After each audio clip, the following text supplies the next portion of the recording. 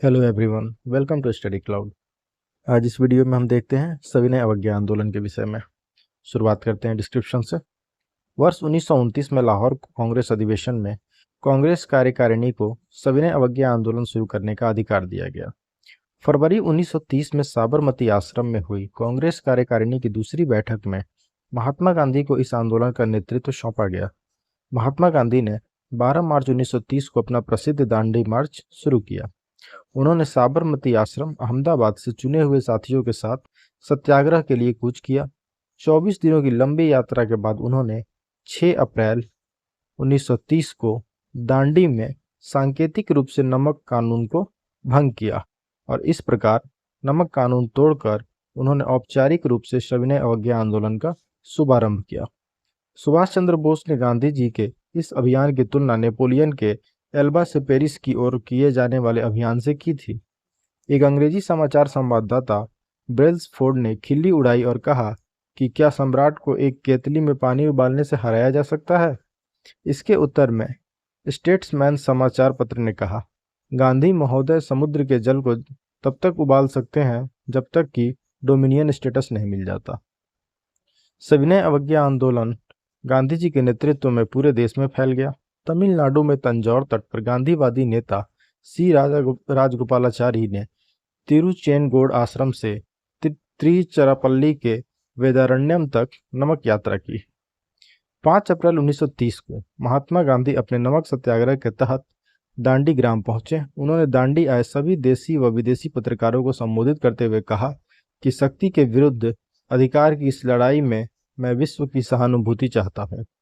सविनय अवज्ञा आंदोलन के दौरान धरसना नमक गोदाम पर कांग्रेस कार्यकर्ताओं के धावे से पूर्व महात्मा गांधी को 5 मई 1930 को गिरफ्तार करके यरवदा जेल भेज दिया गया।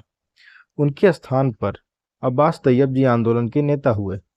उनकी भी गिरफ्तारी के बाद श्रीमती सरोजनी नायडू ने 21 मई 1930 को धरसना नमक गोदाम पर धावे का नेतृत्व किया था।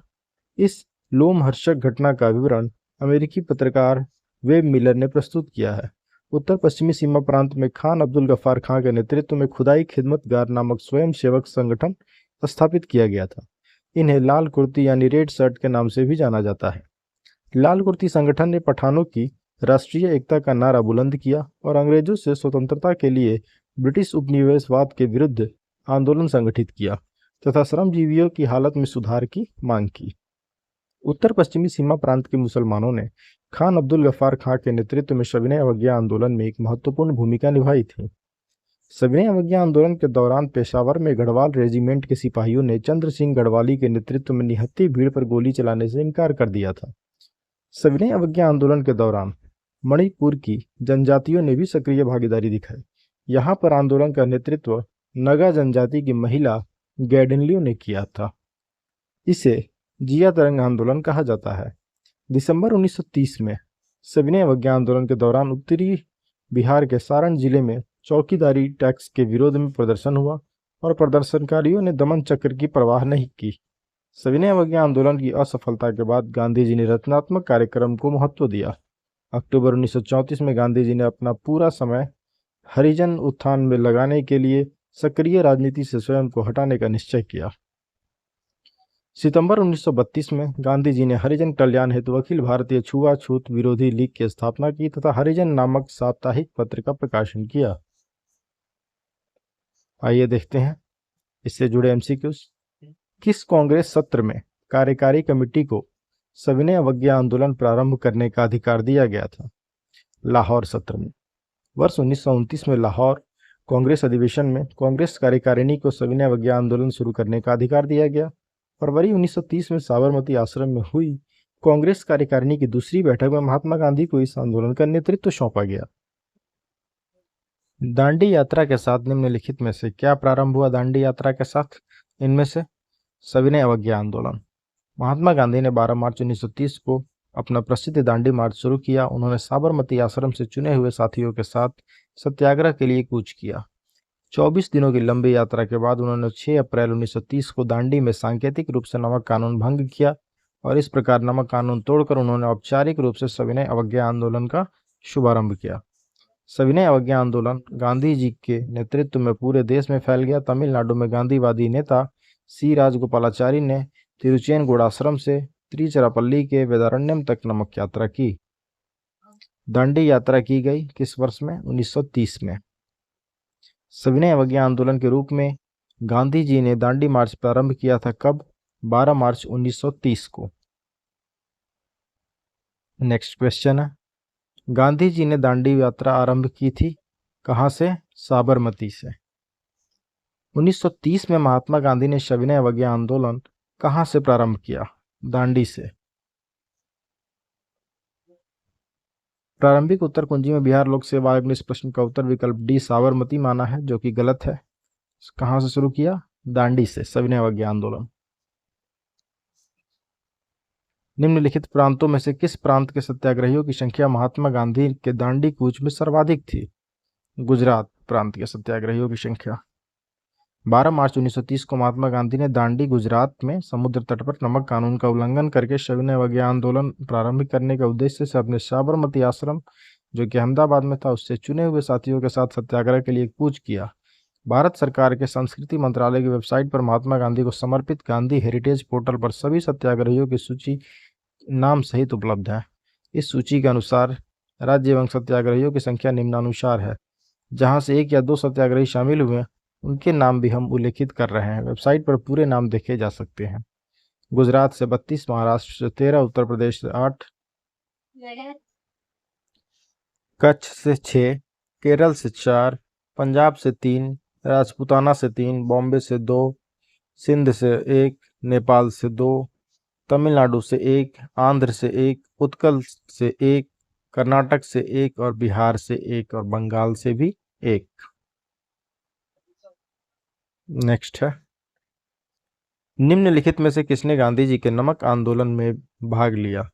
इनमें से कौन है? सरोजिनी नायडू, राजकुमारी अमृत कौर, कमला देवी चट्टोपाध्याय या उपयुक्त में से सभी? तो सभी ने भाग लिया। महात्मा गांधी ने 12 मार्च 1930 को अपना प्रसिद्ध दांडी मार्च शुरू किया। उन्होंने साबरमती आश्रम से चुने हुए साथियों के साथ सत्याग्रह के लिए कूच किया। 24 दिनों की लंबी यात्रा के बाद उन्होंने 6 अप्रैल 1930 को दांडी में सांकेतिक रूप से नमक कानून भंग किया और इस प्रकार नमक कानून तोड़कर सविनय अवज्ञा आंदोलन का शुभारंभ किया। सविनय अवज्ञा आंदोलन में महिलाओं की व्यापक भागीदारी रही। उपयुक्त सभी महिलाओं ने गांधी जी के नमक सत्याग्रह में भाग लिया था। सरोजिनी नायडू, राजकुमारी अमृत कौर, कमला देवी चट्टोपाध्याय। निम्नलिखित में से किस आंदोलन में महिलाओं की भागीदारी सर्वाधिक मानी जाती है? नमक सत्याग्रह में।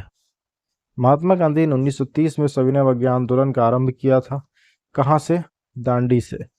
महात्मा गांधी 12 मार्च 1930 को साबरमती आश्रम से 80 सहयोगियों के साथ पैदल चलकर 24 दिनों में लगभग 390 किलोमीटर की यात्रा कर दांडी पहुंचे, जहां 6 अप्रैल 1930 को उन्होंने नमक कानून भंग करके सविनय अवज्ञा आंदोलन का आरंभ किया। सविनय अवज्ञा आंदोलन शुरू हुआ कब? दांडी मार्च के बाद। नेक्स्ट है, ऐतिहासिक दांडी मार्च। दांडी मार्च शुरू किया गया था नमक कानून तोड़ने हेतु। ऐतिहासिक दांडी मार्च का संबंध है नमक कानून को तोड़ने से। दांडी यात्रा कितने दिन चली थी? 24 दिन चली थी। सबसे पहले कौन सी घटना घटी इनमें से? दांडी मार्च या भारत छोड़ो आंदोलन या साइमन कमीशन का आगमन या गांधी इरविन समझौता? सबसे पहले साइमन कमीशन का आगमन होता है। साइमन कमीशन का आगमन कब होता है? 3 फरवरी 1928 को। इसके बाद दांडी मार्च का प्रारंभ 12 मार्च 1930। इसके बाद गांधी इरविन समझौता 5 मार्च 1931 और भारत छोड़ो आंदोलन का प्रारंभ 9 अगस्त 1942। भारतीय इतिहास में 6 अप्रैल 1930 की तिथि मानी जाती है। किस लिए जानी जाती है? महात्मा गांधी द्वारा दांडी मार्च हेतु। 1930 को 6 अप्रैल 1930 को महात्मा गांधी ने दांडी में एक मुट्ठी नमक हाथ में लेकर सिविल नाफरमानी आंदोलन यानी सविनय अवज्ञा आंदोलन का श्री गणेश किया। सुभाष चंद्र बोस ने गांधी जी के इस अभियान की तुलना नेपोलियन के एल्बा से पेरिस की ओर किए जाने वाले अभियान से की थी। एक अंग्रेजी समाचार संवाददाता ब्रेल्सफोर्ड ने खिल्ली उड़ाई और कहा कि क्या सम्राट को एक केतली में पानी उबालने से हराया जा सकता है? इसके उत्तर में स्टेट्समैन समाचार पत्र ने कहा, गांधी महोदय समुद्र के जल को तब तक उबाल सकते हैं जब तक कि डोमिनियन स्टेटस नहीं मिल जाता। कथन: महात्मा गांधी द्वारा नमक आंदोलन वर्ष 1930 में चलाया गया। कारण: महात्मा गांधी का उद्देश्य था कि गरीबों को नमक मुफ्त उपलब्ध हो। ऐसा बिल्कुल नहीं है। कथन ए सही है परंतु आर गलत है। गांधी जी द्वारा आरंभ किए गए सविनय अवज्ञा आंदोलन में प्रतीक के रूप में 6 अप्रैल 1930 को दांडी में नमक कानून तोड़कर ब्रिटिश सरकार के प्रति अवज्ञा अपनाई गई। आंदोलन शुरू करने से पहले गांधी जी ने वायसराय इरविन के समक्ष जो 11 मांगें रखी थीं, उसमें नमक कर एवं नमक पर सरकारी एकाधिकार की समाप्ति की मांग की गई थी, न कि गरीबों को मुफ्त नमक उपलब्ध कराने के लिए। सविनय अवज्ञा आंदोलन के संदर्भ में निम्न कथनों में से कौन सा या कौन से कथन सही हैं? पहला कथन है महात्मा गांधी को नमक कानून तोड़ने के विरोध में सजा नहीं दी गई थी। दूसरा कथन है मदन मोहन मालवीय, देवदास गांधी और के.एम. मुंशी को नमक कानून तोड़ने पर सजा दी गई थी। इनमें से कौन सा सही है? 1 और 2 दोनों स्टेटमेंट सही हैं। एक्सप्लेनेशन देख लेते हैं। 6 अप्रैल 1930 को महात्मा गांधी ने दांडी, नवसारी जिला गुजरात में एक मुट्ठी नमक हाथ में लेकर नमक कानून का उल्लंघन किया। महात्मा गांधी को नमक कानून तोड़ने के विरोध में ब्रिटिश सरकार द्वारा गिरफ्तार करके यरवदा जेल भेज दिया गया। इस प्रकार प्रश्न में दिया गया कथन 1 असत्य है, जबकि नमक कानून तोड़ने पर ब्रिटिश सरकार द्वारा मदन मोहन मालवीय, देवदास गांधी तथा के.एम. मुंशी को सजा दी गई थी, अतः कथन 2 सत्य है। यहाँ पे केवल कथन 2 सत्य है। गलती के लिए क्षमा चाहेंगे। बी ऑप्शन हमारा सही है। यहाँ केवल कथन 2 सही है। मदन मोहन मालवीय, देवदास गांधी और के.एम. मुंशी को नमक कानून तोड़ने पर सजा दी गई थी। पहला कथन गलत है। महात्मा गांधी को नमक कानून तोड़ने के विरोध में सजा नहीं दी गई थी, ये कथन गलत है। इन्हें सजा दी गई थी और यरवदा जेल भेजा गया था। तो हमारा सही उत्तर है केवल 2। नेक्स्ट क्वेश्चन है, शक्ति के विरुद्ध अधिकार की इस लड़ाई में मैं विश्व की सहानुभूति चाहता हूं। यह कथन किससे संबंध है? यह कथन किससे संबंध है? यह है गांधी जी की दांडी यात्रा से। 5 अप्रैल 1930 को महात्मा गांधी अपने नमक सत्याग्रह के तहत दांडी ग्राम पहुंचे। उन्होंने दांडी आए सभी देशी व विदेशी पत्रकारों को संबोधित करते हुए कहा कि शक्ति के विरुद्ध अधिकार की इस लड़ाई में मैं विश्व की सहानुभूति चाहता हूं। गांधी के दांडी मार्च के संदर्भ में निम्न में से कौन सा कथन असत्य है? समुद्र के किनारे पहुंचकर गांधी ने नमक बनाया था। यह कथन असत्य है। गांधी जी ने दांडी में समुद्र तट पर नमक कानून का उल्लंघन करके सविनय अवज्ञा आंदोलन का शुभारंभ करने का निश्चय किया। नमक को इस आंदोलन का एक प्रमुख मुद्दा बनाया गया क्योंकि सरकार ने इस अत्यावश्यक वस्तु की बिक्री को नियंत्रित कर रखा था और उस पर करारोपण किया था, जिसका गरीबों पर अत्यधिक प्रतिकूल प्रभाव पड़ता था। 12 मार्च 1930 को गांधी जी ने दांडी मार्च शुरू किया। उन्होंने अपने साबरमती आश्रम से राष्ट्रीय नमक सत्याग्रह स्मारक, संस्कृति मंत्रालय, भारत सरकार, साबरमती आश्रम से उन्होंने दांडी मार्च में गांधी के 80 सहयोगियों की सूची दी गई है उसमें, जबकि इतिहास के अधिकांश पुस्तकों में सहयोगियों की संख्या 78 दी गई है। तो उन्होंने गांधी जी ने साबरमती आश्रम से चुने हुए साथियों के साथ सत्याग्रह के लिए कूच किया। 24 दिनों की लंबी यात्रा पैदल चलने के बाद 5 अप्रैल 1930 को वे दांडी पहुंचे तथा 6 अप्रैल 1930 को उन्होंने एक मुट्ठी नमक हाथ में लेकर सविनय अवज्ञा आंदोलन का श्री गणेश किया। इस प्रकार कथन सी असत्य है। निम्न में से कौन सा कथन महात्मा गांधी की दांडी यात्रा के विषय में असत्य है? यह पूर्णतः एक पैदल यात्रा थी। सत्य है। साबरमती आश्रम से आरंभ होकर इसका समापन दांडी में हुआ था। यह भी सही है। साबरमती आश्रम से शुरू समूची यात्रा 24 दिनों में पूरी हुई। यह भी सही है। इसकी शुरुआत 15 मार्च 1930 को हुई थी। ये कथन गलत है। तो हमारा सही उत्तर है डी, जो कि असत्य है कथन। इसकी शुरुआत 15 मार्च 1930 को हुई, ये गलत है। नमक सत्याग्रह के समय गांधी जी के गिरफ्तार हो जाने के बाद आंदोलन के नेता के रूप में उनका स्थान किसने लिया? अब्बास तैयब जी ने। गांधी जी ने अपने सहयोगियों के साथ साबरमती आश्रम से 241 मील दूर समुद्र तट पर बसे दांडी गांव 5 अप्रैल 1930 को पहुंचे तथा 6 अप्रैल 1930 को उन्होंने एक मुट्ठी नमक हाथ में लेकर नमक कानून का उल्लंघन किया। इस सत्याग्रह में गांधी जी की गिरफ्तारी सोलापुर में हुई। तत्पश्चात आंदोलन का नेतृत्व अब्बास तैयब जी के हाथों में आ गई। इस आंदोलन में स्त्रियों ने भी अपनी भागीदारी दी। महात्मा गांधी धरसना नमक गोदाम पर कांग्रेस कार्यकर्ताओं के धावे के समय कहाँ थे? यरवदा जेल में थे। सविनय अवज्ञा आंदोलन के दौरान धरसना नमक गोदाम पर कांग्रेस कार्यकर्ताओं के धावे से पूर्व महात्मा गांधी को 5 मई 1930 को गिरफ्तार करके यरवदा जेल भेज दिया गया था। उनके स्थान पर अब्बास तैयब जी आंदोलन के नेता हुए। उनकी भी गिरफ्तारी के बाद श्रीमती सरोजिनी नायडू ने 21 मई 1930 को धरसना नमक गोदाम पर धावे का नेतृत्व किया। इस लोमहर्षक घटना का विवरण अमेरिकी पत्रकार वेब मिलर ने प्रस्तुत किया। आचार्य विनोबा भावे किस आंदोलन में भाग लेने के लिए प्रथम बार गिरफ्तार हुए थे? सविनय अवज्ञा आंदोलन में भाग लेने के लिए। आचार्य विनोबा भावे गांधी जी के निकट सहयोगियों में से थे। गांधी जी द्वारा संचालित विभिन्न आंदोलनों में उन्होंने भाग लिया। वर्ष 1930 में वे सविनय अवज्ञा आंदोलन में भाग लेने के दौरान प्रथम बार गिरफ्तार हुए। गांधी जी ने जिस विदेशी पत्रकार को दांडी मार्च के समय अपने साबरमती आश्रम में ठहराया वह कौन था? वह विदेशी पत्रकार वेब मिलर था। वेब मिलर एक अमेरिकी पत्रकार था जिसे गांधी जी ने दांडी मार्च के समय अपने साबरमती आश्रम में ठहराया था। दर्शना के विभत्स पुलिस जातियों का उल्लेख करते हुए इसने लिखा है कि संवाददाता के रूप में मैंने पिछले 18 वर्ष में असंख्य नागरिक विद्रोह देखे हैं, दंगे, गली कूचों में मार काट एवं विद्रोह देखे, लेकिन धर्षणा जैसा भयानक दृश्य मैंने अपने जीवन में कभी नहीं देखा। उस विदेशी पत्रकार का नाम बताइए जिसने धर्षणा साल्ट वर्क्स पर सत्याग्रह के बारे में समाचार दिए। कौन था ये? Web Miller. निम्नलिखित में कौन दांडी मार्च में महात्मा गांधी के साथ था? Web Miller. इनमें से किसने अप्रैल 1930 में नमक कानून तोड़ने के लिए तंजौर तट पर एक अभियान संगठित किया था? सी राजगोपालाचारी ने। भारतीय स्वाधीनता संघर्ष के दौरान रेड शर्ट्स के नाम से भी पहचाने जाने वाली खुदाई खिदमतगारों ने आह्वान किया। किसका? पठान क्षेत्रीय राष्ट्रवादी एकता का और उपनिवेशवाद के विरुद्ध संघर्ष का। उत्तर पश्चिमी सीमा प्रांत में खान अब्दुल गफ्फार खां के नेतृत्व में खुदाई खिदमतगार नामक स्वयंसेवक संगठन स्थापित किया गया था। इन्हें लाल कुर्ती के नाम से भी जाना जाता है।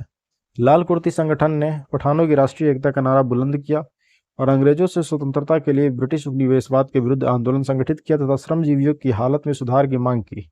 ध्यातव्य है कि जब अन्य प्रांतों में मुसलमान स्वयं को सत्याग्रह आंदोलन में से अलग रख रहे थे, उत्तर पश्चिमी सीमा प्रांत के मुसलमानों ने खान अब्दुल गफ्फार खां के नेतृत्व में सविनय अवज्ञा आंदोलन में एक महत्वपूर्ण भूमिका निभाई थी।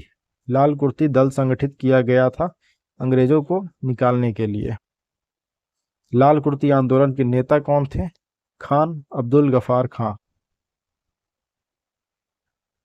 1929 में खुदाई खिदमतगार को किसने संगठित किया था? खान अब्दुल गफ्फार खां ने। गढ़वाल रेजिमेंट के सैनिकों ने प्रदर्शनकारियों पर गोली चलाने से इनकार कर दिया था। किस आंदोलन में? सविनय अवज्ञा आंदोलन में। सन 1930 में अंग्रेज सरकार के विरुद्ध प्रसिद्ध पेशावर कांड का नायक कौन था? वीर चंद्र सिंह गढ़वाली। जिया तरंग आंदोलन कहां प्रारंभ हुआ था? मणिपुर में। सविनय अवज्ञा आंदोलन के दौरान मणिपुर के जनजातियों ने भी सक्रिय भागीदारी दिखाई। यहाँ पर आंदोलन का नेतृत्व नगा जनजाति की महिला गैडेनलियो ने किया। इसे जिया तरंग आंदोलन कहा जाता है। बेगूसराय के चौकीदारी टैक्स के विरुद्ध आंदोलन एक हिस्सा था इस आंदोलन का? सविनय अवज्ञा आंदोलन का। दिसंबर 1930 में सविनय अवज्ञा आंदोलन के दौरान उत्तरी बिहार के सारण जिले में चौकीदारी टैक्स के विरोध में प्रदर्शन हुआ और प्रदर्शनकारियों ने दमन चक्र की परवाह नहीं की। अगले महीने बेगूसराय में स्वतंत्रता दिवस के लिए एकत्रित भीड़ में भारी संख्या में ग्रामवासी जाकर सम्मिलित हो गए और उपमंडल अधिकारी को एक गड्ढे में धकेल दिया। गोलीबारी किए जाने के बाद ही वे वहां से हटे। सविनय अवज्ञा आंदोलन की असफलता के बाद गांधी जी ने किस चीज को महत्व दिया? रचनात्मक कार्यक्रम को महत्व दिया।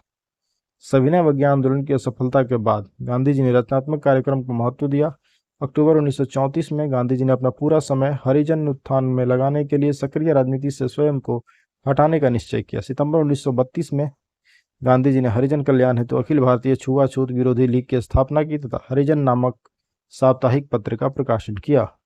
प्रभावती देवी किस क्षेत्र की स्वतंत्रता संग्राम सेनानी थी? पटना की। स्वतंत्रता आंदोलन में बिहार की महिलाओं ने महत्वपूर्ण योगदान दिया। इन महिलाओं में सरला देवी, प्रभावती देवी, राजवंशी देवी, सुनीति देवी तथा राधिका देवी प्रमुख हैं। प्रभावती देवी पटना की स्वतंत्रता संग्राम सेनानी थी। ये टॉपिक यहीं पे समाप्त होता है। नेक्स्ट वीडियो में हम देखेंगे गांधी इरविन समझौता। तब तक के लिए thank you. Thanks for watching. Keep supporting study cloud. Thank you.